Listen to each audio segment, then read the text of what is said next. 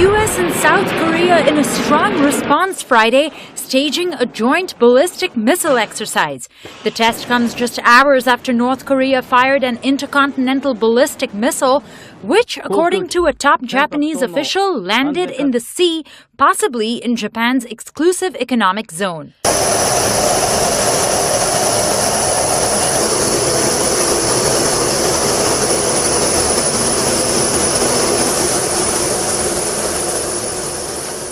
Japanese Prime Minister Shinzo Abe condemning the launch, saying the threat to Japan's security is, quote, real and severe.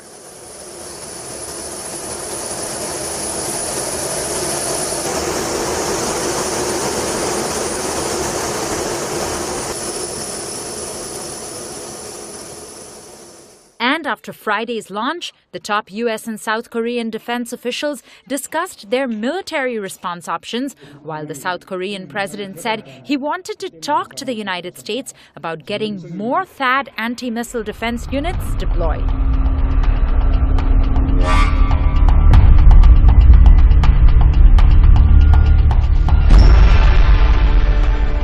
Look, their objective for 25 to 30 years has been to be able to hit the United States with nuclear weapons delivered by ballistic missile. And they have gotten very close. This launch is one more indication of how close they are.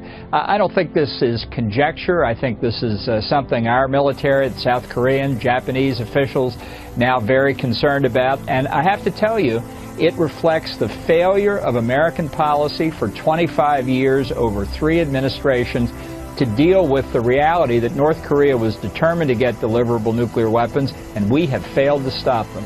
So what do we do?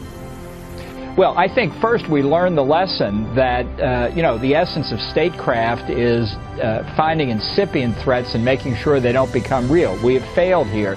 Diplomatically, we have very limited options, I think. I've indicated before, I won't go into the details. I think we need to reunite the Korean Peninsula. I think that's the only real way.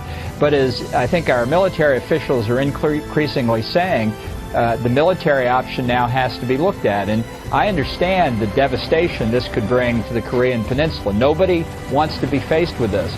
But if the other option is dead American civilians killed by a nuclear weapon launched by a regime that's the only hereditary communist dictatorship in the world, what's an American president supposed to do? A war in the Korean Peninsula would be terrible. However, a nuclear weapon detonating in Los Angeles would be terrible. We are at a point in time where choices will have to be made one way or the other. None of these choices are particularly palatable. The Chinese have been jiving us for 25 years. They say they don't want the North to have a nuclear weapon, but they haven't done what they have the unique capability of doing. That's why I think if we could start discussing reality instead of trying to change North Korean behavior, which isn't going to happen, but start discussing a controlled elimination of the North Korean regime, reunification of the South and the North, essentially under the South's control with China's help because of their controlling economic power. There's a way to resolve this, but we are running out of time, and this is not a Cassandra version of history. This is the reality. Those missiles are getting close to the capability of hitting the continental United States. And, there's some question about their guidance systems, but honestly, if the North Koreans aimed at Los Angeles and hit San Diego, would it make you feel better?